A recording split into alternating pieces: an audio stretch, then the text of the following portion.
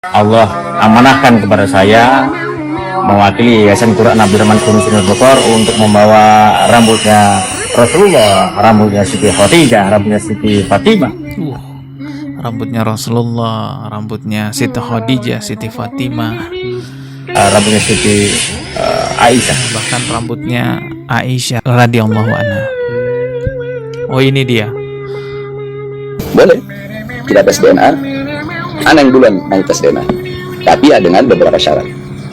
Syarat pertama, apakah bisa mereka yang meminta itu menggali kubur Rasulullah untuk mengambil darah Rasulullah? Ya tidak perlu gali kubur Rasulullah, ada-ada aja itu penistaannya. Itu datang aja ke Ustadz Guntur Bumi, kan katanya punya darahnya, punya rambutnya, keringatnya, bukan cuman Rasulullah, melainkan istri-istrinya Rasulullah, bahkan anaknya Rasulullah juga dia punya tuh rambutnya.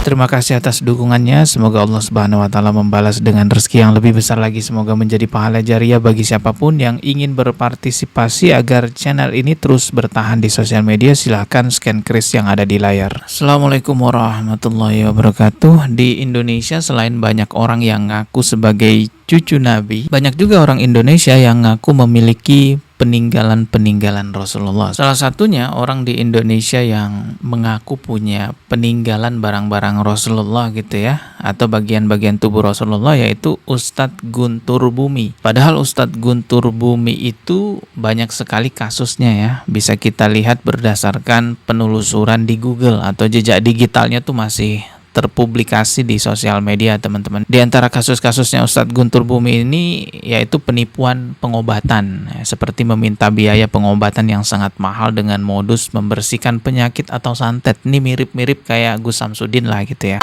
Tenan.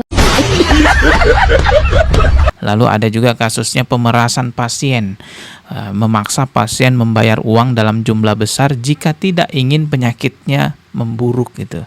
Lalu ada juga dugaan pelecehan, dilaporkan oleh beberapa pasien wanita atas tindakan tidak senonoh saat proses pengobatan. Karena kasus-kasus tersebut akhirnya Ustadz Guntur Bumi ini divonis hukum. Pengadilan Negeri Jakarta Selatan memvonis 6 bulan penjara pada September 2014. Sidang dengan agenda vonis hakim tersebut memutuskan bahwa Guntur Bumi telah sah terbukti bersalah dan divonis hukuman 6 bulan penjara. Sontak saja putusan hakim yang hanya memberikan hukuman 6 bulan penjara dari ancaman hukuman maksimal 4 tahun penjara mengulik kekecewaan sederet korban yang sengaja hadir. Saya merasa kecewa karena dia yang memberatkan adalah dia selalu tidak mengakui perbuatannya, kemudian dia jelas-jelas menistakan agama, membawa nama agama, membawa ajaran agama tapi disalahgunakan buat menipu.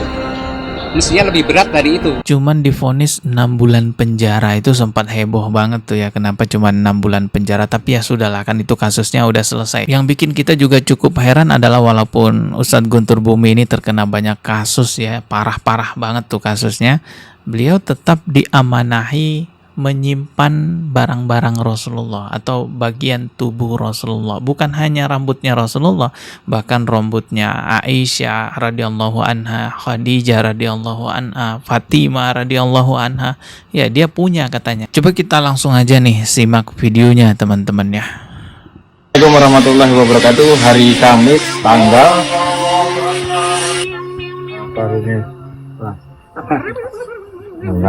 tanggal 16 November 2023, Allah amanahkan kepada saya mewakili Yayasan Quran Abdurrahman Kunus Bogor untuk membawa rambutnya Rasulullah, rambutnya Siti Khadijah, rambutnya Siti Fatimah. Rambutnya Rasulullah, rambutnya Siti Khadijah, Siti Fatimah, rambutnya Siti Aisyah, bahkan rambutnya Aisyah radhiyallahu anha. Oh, ini dia. Juga ada beberapa item yang memang kita sudah sepakat untuk kita bawa untuk kabar. Ada janggutnya Rasulullah, tanah makam Rasulullah, keringat Islam Rasulullah, terus siwak Rasulullah. Oh, lengkap ya. Ada janggutnya, ada keringatnya Rasulullah, siwaknya Rasulullah. Kurban Rasulullah pada waktu Mi'raj. Ada juga surbannya Rasulullah pada waktu Rasulullah Mi'raj katanya. Semoga barokah untuk tabarokah Sallallahu Muhammad. Nanti tersertifikasinya langsung beliau bisa buka guru. Oh, Ini oke. sertifikat Ini ada sertifikatnya guys, kita lihat nih. yang internasionalnya. Untuk sorbannya nyusul hadiah. Beliau sudah mengamanahkan dan darah ahli jamaah gitu. Ini bisa. Ini sanatnya. Nah ini sanat yang ini sanat rambut darah. Ini rambut darah nanti akan ditulis di sini. Dr. Haji Muhammad Susilo MPDI. Ya di sini nih nanti ya. Jadi catatan sanatnya nanti akan dicantumkan nama Ustadz Guntur Bumi di situ. Teman-teman. Oke. Di sanat. Oke. Ini sanat rambut, janggut, darah, bekam, tanah makam Rasulullah. Sanatnya ada. Nah nanti di bawah sanatnya dilanjutkan sama Dr. Haji Muhammad Susilo Wibowo MPDI atau biasa dipanggil UGB Ustadz Guntur Bumi. Jadi nanti di sertifikatnya itu akan dicantumkan nama Ustadz Guntur Bumi ya, selaku pemegang rambut Rasulullah gitu ya. Coba kita lihat lagi nih. Nah, nanti akan dicantumkan di sini teman-teman nih, namanya Ustadz Guntur Bumi.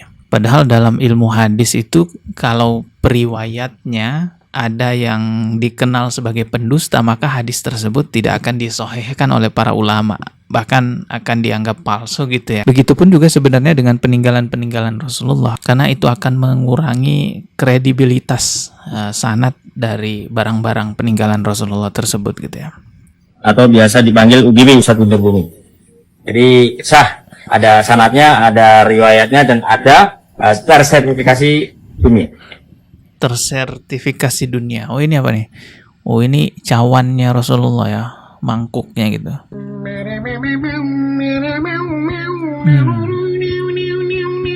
Rambut.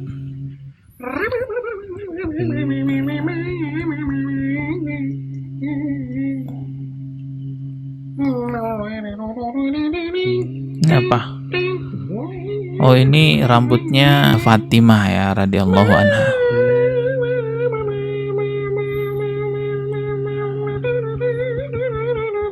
Ini rambutnya Khadijah radhiyallahu anha. Ini rambutnya Aisyah radhiyallahu anha. Ada wakil presiden, mantan wakil presiden ya, Pak Kiai Ma'ruf Amin gitu ya, mengunjungi ya, mungkin mengunjungi rumahnya UGB ya gitu. Oke, ini apa nih? Ini sertifikatnya juga ya. Ini adalah dokumentasi uji laboratorium dan sertifikatnya. Di sini terlihat ada tulisan Universitas Kebangsaan Malaysia. Oh, diuji di Universitas Kebangsaan Malaysia. Apakah ini benar? Dan di sini ada yang tanda tangan di bawahnya. Ya, coba teman-teman yang dari Malaysia, ya benar nggak ini bahwa di Universitas Kebangsaan Malaysia itu pernah diuji rambutnya Rasulullah, rambutnya Aisyah radhiyallahu anha dan lain-lainnya gitulah ya, karena ini mencantumkan nama Universitas Kebangsaan Malaysia gitu. Oh, ini apa ini? Rambutnya Rasulullah gitu.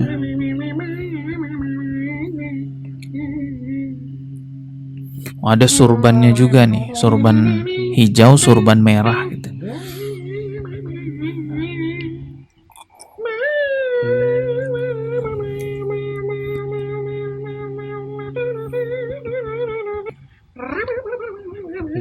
Ini cawannya. Ada kunci Ka'bah juga. Kunci Ka'bah ini mirip kayak punyanya Gus Miftah itu ya.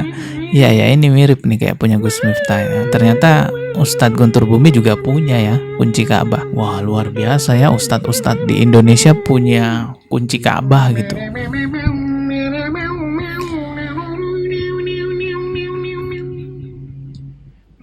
Ekstrak keringat. Oh, ini ekstrak keringat. Oh, keringatnya Rasulullah ini ya. udah ribuan tahun yang lalu. Seperti yang saya katakan tadi ya, bahwa peninggalan Rasulullah itu bersanad, entah itu hadis ataupun barang-barang yang ada kaitannya dengan Rasulullah Shallallahu Alaihi Wasallam.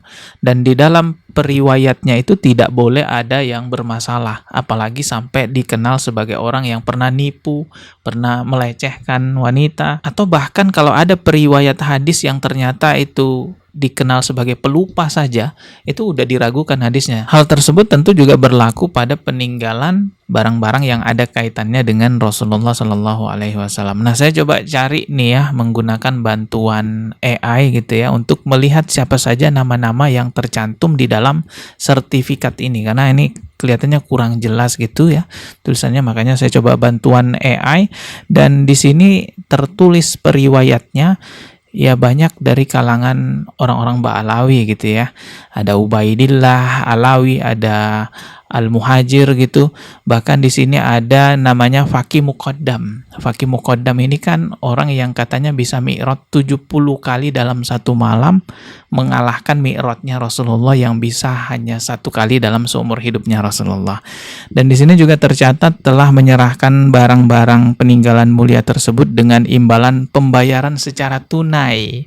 Oh, jadi itu dibeli secara tunai ya, yang diterima dan diwariskan secara bertahap. Nah, selanjutnya saya mencoba cari informasi mengenai sertifikat uji coba laboratorium yang katanya rambut Rasulullah itu diuji di Universitas Kebangsaan Malaysia. Saya coba cari jejak digitalnya di Google, namun sangat disayangkan kalau di Google itu menyatakan tidak ada catatan atau bukti ilmiah resmi yang menyatakan bahwa rambut Rasulullah pernah diuji keasliannya di Universitas Kebangsaan Malaysia. Barangkali ada teman-teman dari Malaysia yang nonton video ini, coba tulis di kolom komentar ya, apa memang benar rambut Rasulullah itu pernah diuji keasliannya di Universitas Kebangsaan Malaysia. Tapi kalau misalnya memang benar ya, itu rambutnya Rasulullah, darahnya Rasulullah, keringatnya Rasulullah, ini jawaban dari pertanyaannya Pak Bahar tentunya, yang katanya mau bongkar makam Rasulullah sebagai persyaratan tes DNA gitu. Boleh kita tes DNA. Ana yang duluan mau tes DNA, tapi ya dengan beberapa syarat.